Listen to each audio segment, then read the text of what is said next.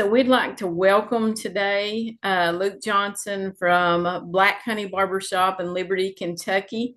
We're excited to have you, Luke. Tell us a little bit about your barbershop and how's it going? It's good. It's good. We're staying busy, booked out. Got another guy starting in August, hopefully. Um, I'd say the shop is like a good mixture between like the traditional kind of barber shop with the new kind of modern stuff still as well. So, Okay. What inspired you to become a barber? What's your first inspiration in that area? um, it was never the plan, to be honest with you. I was originally in college to be a nurse anesthetist, and then that wasn't really working out. And so I dropped out, didn't really know what I was going to do, and ended up being referred to go talk to the Campbellsville Somerset campus about barbering. So I'd say I like to say it was divine intervention. It was God's plan for me. So that's where I ended up. Amazing. So, how do you keep up with the new barbering trends? Like, how does your shop keep up with that? All your barbers. Um, I'd say it's partly through social media, following other barbers, networking, keeping up with their work, just kind of to stay motivated, stay inspired with it, but also going to shows and um, the education that they provide there, and as well as face to face networking at stuff like that. So. Which one of your favorite haircuts to do? Um, I really like doing skin fades, and that's most of what I post on my social media. But I love doing shear work. I love doing shear work. So, sheer work. So, why would you say what makes barbering unique compared to any other beauty industry or other profession out there? What makes it unique to you? I'd say a lot of the opportunities that you get with it, all the people that you meet, because you meet everybody from all different walks of life, um, and just the opportunities that you can kind of get through that. Um, whether it be, people that hold some type of power or people that have some sort of influence in the community and other areas that you may not necessarily have influence in, but you want to do things like that. You know what I'm saying? Just Yeah. like the different opportunities, different people that you meet for sure is one of the biggest things. Um, I'd say a lot of as well, like the comfortability and personability of it, like whenever somebody sits in the chair with you, it's like it's the ultimate level of trust. And it doesn't matter if it's the first time that you've cut their hair or the 100th time that you've cut their hair. It's you people there's stuff that people talk to me about that they probably wouldn't talk to anybody else about. So something like that is really cool. Yeah. So what is a few of your favorite products? I know that you have you're getting ready, well, you are promoting some products. So Hmm. tell us a little bit about those. Yeah, so I'm an ambassador for Dark Stag uh products, or yeah, not just their product line, but like their tools and stuff as well. Um, we make our own product and carry our own stuff as well.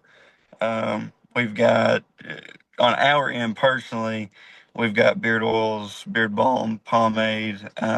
We're about to start, or yeah, we're about to come out with a texture powder. That's the big thing now. Um, as far as Dark Stags products, they have a matte clay, a light shine pomade, sea salt cream, grooming tonic, sea salt spray, texture powder. They're about to come out with something else. I don't know how much of it I can really talk about, so I'm not going to, just to be on the safe side of it. But but yeah, yeah, So, they've what would you say, like, as far as tools go? What's some of your favorite tools to use in the shop? right now the shears that I'm using. I have a pair from Dark Stag. It's a 6 inch, and I can't remember the exact model that it is that I have.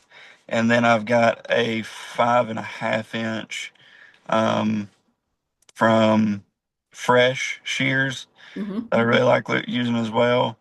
Both of them are offset.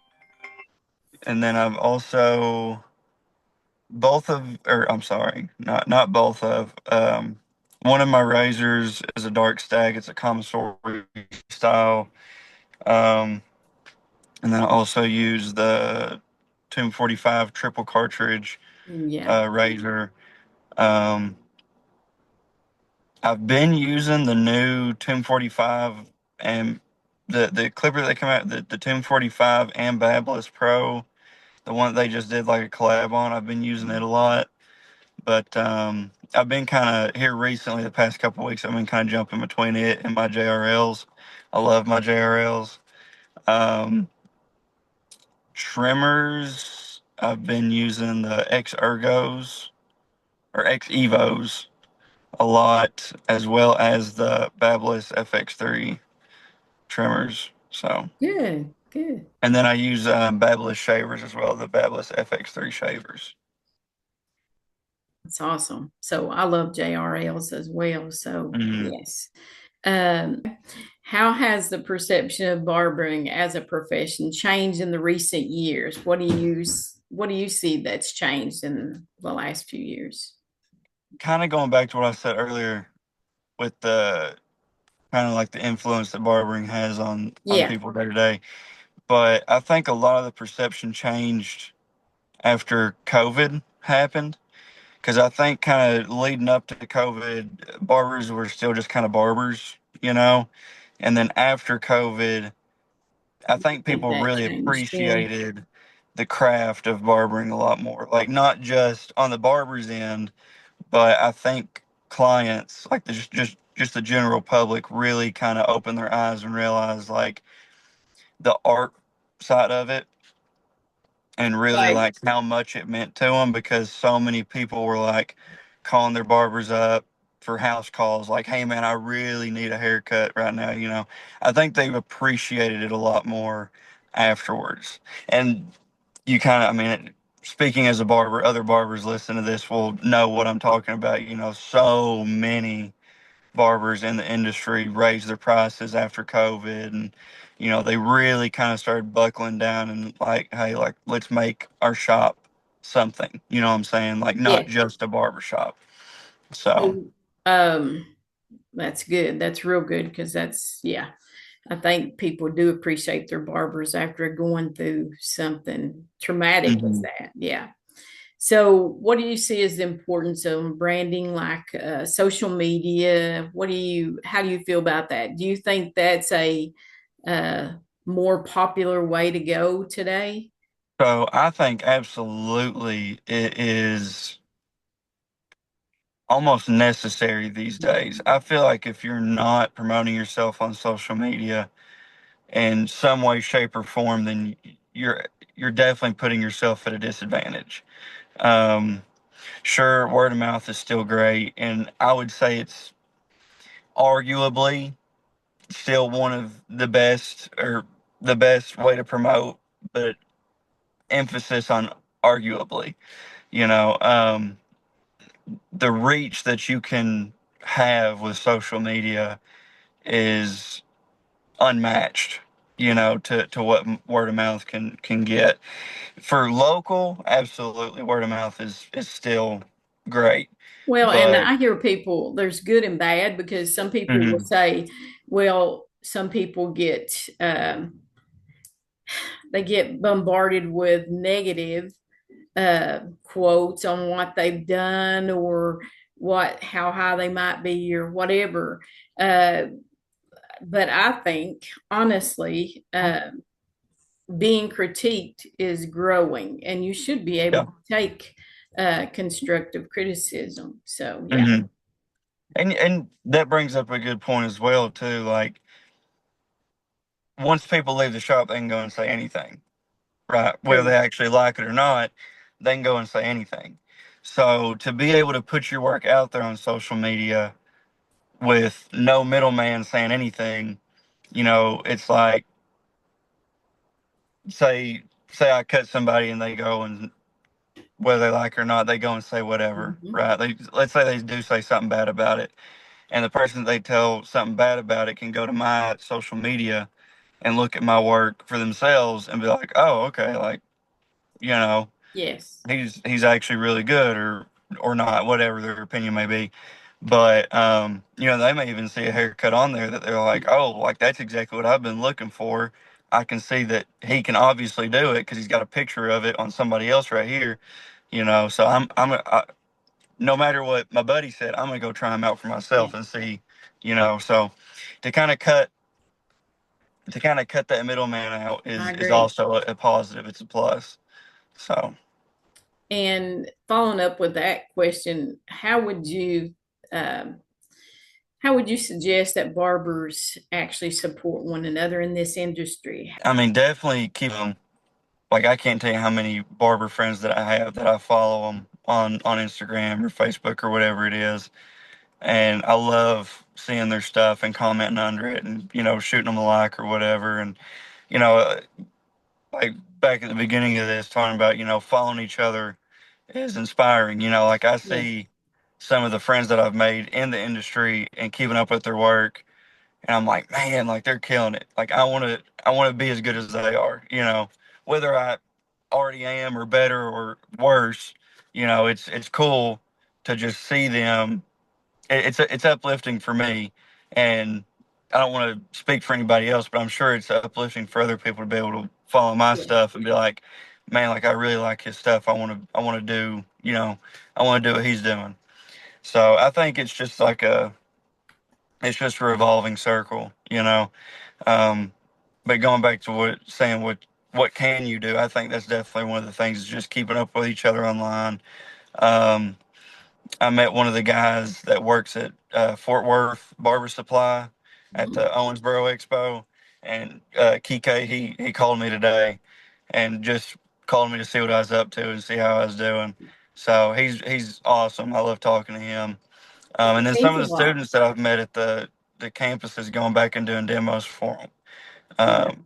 talking to them while they were students, and they're like, "Man, I love your work." And then now I see them in shops, and some of them's doing better work than I am. I'm like, man, it's so cool to see. Like, I'm so happy for them. It's really cool. So, where do you see this industry heading in the next few years? Where do you see it heading towards? Man, it's hard to tell. I mean, tools wise, I think the clippers and the tools and stuff are it's an open market right now. Like it's untelling what they're going to come out with next for tools. They've gotten so advanced even since I started barber school. Because in my kit, my clippers and stuff were still wired, and then by the time I was out of school, which I was only in school for a year, everything was going wireless.